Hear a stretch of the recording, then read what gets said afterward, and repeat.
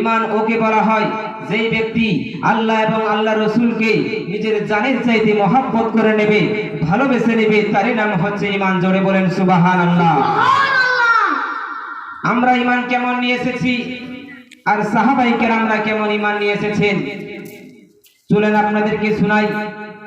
নবীর সাহাবী হযরতে বেলাল হাবশী রাদিয়াল্লাহু তাআলা আনহু, তিনি আব্বাজি আমার কেমন ঈমান নিয়ে এসেছিলেন, তিনি আপনার নবীকে কতটা ভালোবাসতেন, কতটা মহব্বত করতেন। হযরতে বেলাল হাবশী রাদিয়াল্লাহু তাআলা আনহু যখন আপনার কিনা কলমা পড়ে মুসলমান হয়ে যায়, এই খবর এমনি করে আপনার উমাইয়ার কাছে গিয়ে পৌঁছে গেল। তার মালিকের নাম ছিল আব্বাজি আমার উমাইয়া। ওই মালিকের কাছে যে আপনার খবর পৌঁছে গেল, উমাইয়া এসে বলছে, ও বেলাল, তুমি নাকি কলমা পড়ে মুসলমান হয়ে গেছো। হযরতে বেলাল বলেছিল, উমাইয়া রে, তুমি যা শুনেছো সত্য কথা। আমি জীবনের মতো কলমা পড়েছি আর আমি কলমা ভুলতে পারবো না। জোরে বলেন সুবহানাল্লাহ। উমাইয়া বলেছিল, ও বেলাল শোনো, তবে তোমাকে আমি একটা প্রশ্ন করতে চাই। হযরতে বেলাল আব্বাজি আমার বলছে, উমাইয়া কি তুমি আমাকে প্রশ্ন করবে বলো। উমাইয়া বলেছিল, বেলাল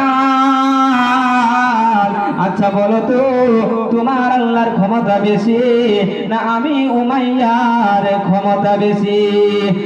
হযরতে বেলাল বলেছিল, ও উমাইয়া রে, আমার আল্লাহর ক্ষমতা বেশি।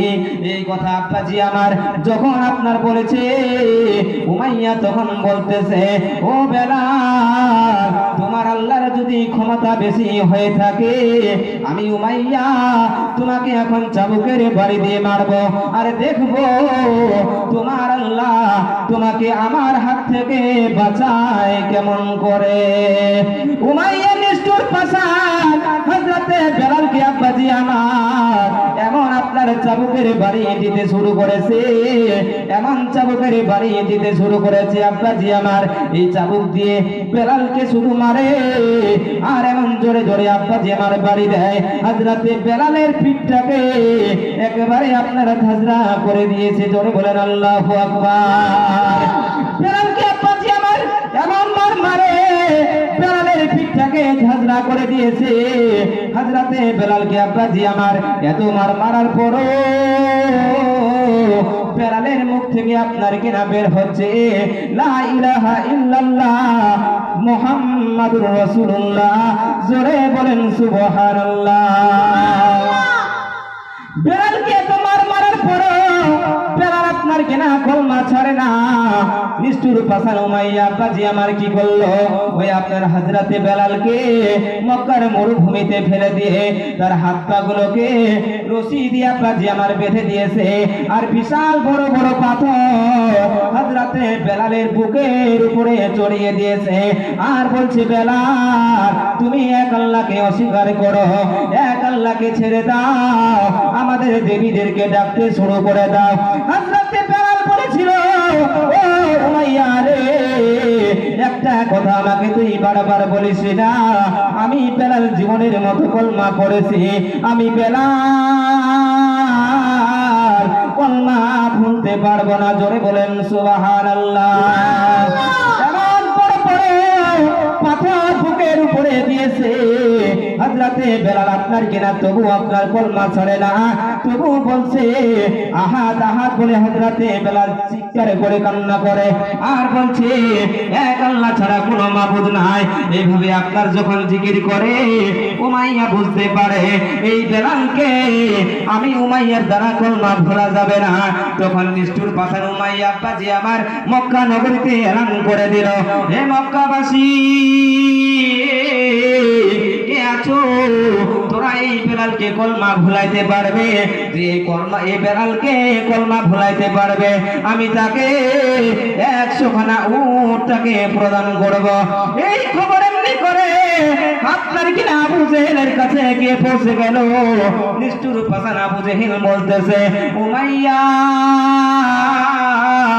তুমি তোমার এই গোলামটাকে নিয়ে বড় চিন্তায় পড়ে আসো রে উমাইয়া, তুমি তোমার এই গোলামটাকে নিয়ে বড় পেরেশানে পড়ে আসো রে উমাইয়া। এই গোলামটাকে তুমি আমার হাতে ছেড়ে দাও, আমি আবু জেহেল তাকে 1 মিনিটের মধ্যে কলমা ভুলিয়ে দেব। জোরে বলেন সুবহানাল্লাহ। এই আব্বাজি আমার, এই আবু জেহেল হযরতে বেলালকে যাইয়া বলে, ও বেলাল তুমি কলমাকে ছেড়ে দাও, কলমাকে ছেড়ে দাও। হযরতে বেলাল বলেছিল, ও আবু জেহেল আমাকে কলমা ভোলার কথা বলিস না, আমি বেলাল জীবনের মতো কলমা পড়ে নিয়েছি, আর আমি কলমা ভুলতে পারবো না। জোরে বলেন সুবহানাল্লাহ। এই কথা যখন আপনার হযরতে বেলাল বলেছিল, তখন ওই আপনার নিষ্ঠুর পাষাণ আবু জেহেল ওই আপনার বেলালকে উনিও আপনার চাবুকের বাড়ি দিতে শুরু করেছে। এমন মার মারে বেলালকে আপনার কিনা, এমন মার মারে পিঠটাকে আপনার ধাজরা করে দিয়েছে, এমন কিনা এমন জোরে জোরে চাবুকের আঘাত করে হযরতে বেলাল আব্বাজি আমার বেহুশ হইয়া জমিনের মধ্যে পড়ে যায়। জোরে বলেন আল্লাহু আকবার। এমন মার মারে হযরতে বেলাল রাদিয়াল্লাহু তাআলা আপনার জমিনের মধ্যে অজ্ঞান হয়ে পড়ে যায়। যে আপনার অজ্ঞান হয়ে পড়ে যায়, তখন ওই নিষ্ঠুর পাষাণ আবু জেহেল বলেছে, ও বেলাল তোমাকে এখন আমি একটা এই ছোট্ট ঘরের ভিতরে বন্দি করে গেলাম, সকালবেলা আবার আসবো, দেখি তুই কেমন করে কলমা ভুলিস না।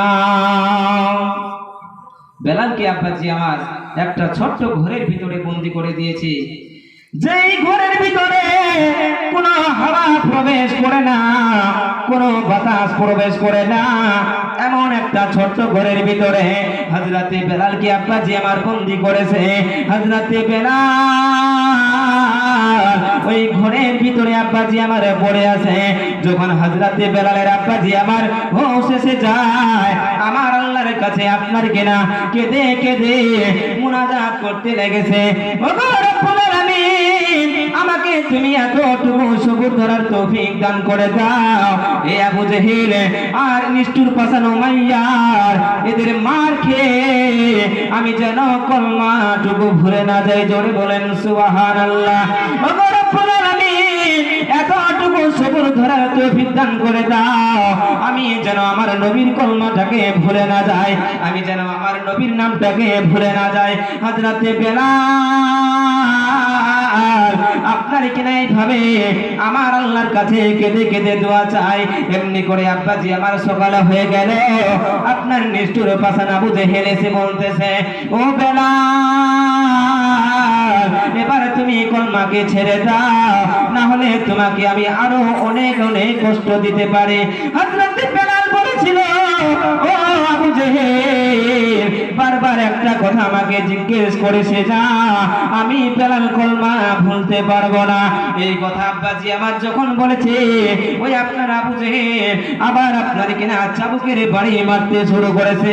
এমন মার মারে হযরতে বেলাল আপনার কিনা সইতে পারে না, শুধু চিৎকার মারে আর আপনার নবীর কলমা পড়ে, লা ইলাহা ইল্লাল্লাহ মুহাম্মাদুর রাসূলুল্লাহ। জোরে বলেন না সুবহানাল্লাহ। আচ্ছা, সুবহানাল্লাহ বলতে কি কষ্ট লাগে আপনাদের? একবার সুবহানাল্লাহ বলবে, আপনার আমল নামায় ফেরেশতারা আপনার 90টি নেকি লিখবে। কয়টি? 90টি নেকি লিখবে। তো আপনারা 90টি নেকি ছাড়ছেন কেন? একটু জোরে বলেন সুবহানাল্লাহ। এই বেলালকে আব্বাজি আমার এত মার মারে, এমনি করে আল্লাহর নবীর কাছে খবর পৌঁছে গেল, আল্লাহর নবীর কাছে এমনি করে খবর পৌঁছে গেল। এমন মার মারে হযরতে বেলালকে, আল্লাহর নবীর আপনার সহ্য হয় না। আল্লাহর নবী শুধু আপনার কান্না করে, আর বেলাল আপনার কিনা আল্লাহর নবী হযরতে আবু বকরকে ডাক দিল, বলে আবু বকর এ আমার বেলালে আর নির্যাতন আমার সহ্য হয় না রে আবু বকর, যাও যাও যেই করে হোক এই বেলালকে তোমরা আমার কাছে খরিদ করে নিয়ে আসো। জোরে বলেন সুবহানাল্লাহ। হযরতে আবু বকর বলেছিল, ইয়া রাসূলুল্লাহ, ইয়া হাবিবাল্লাহ, নবী গো, আর আপনাকে কান্না করতে হবে না, আর আপনাকে চোখের পানি ফেলাইতে হবে না গো নবী। আমি আবু বকর আপনাকে কথা দিলাম গো নবী, আমি বেলালকে আপনার কাছে খরিদ করে নিয়ে আসবো। জোরে বলেন সুবহানাল্লাহ। আবু বকর সিদ্দিক আল্লাহর নবীর সাহাবী, আল্লাহর নবীর মাননেওয়ালা হযরতে আবু বকর সিদ্দিক আপনার উমাইয়ার কাছে গিয়ে পৌঁছে গেল।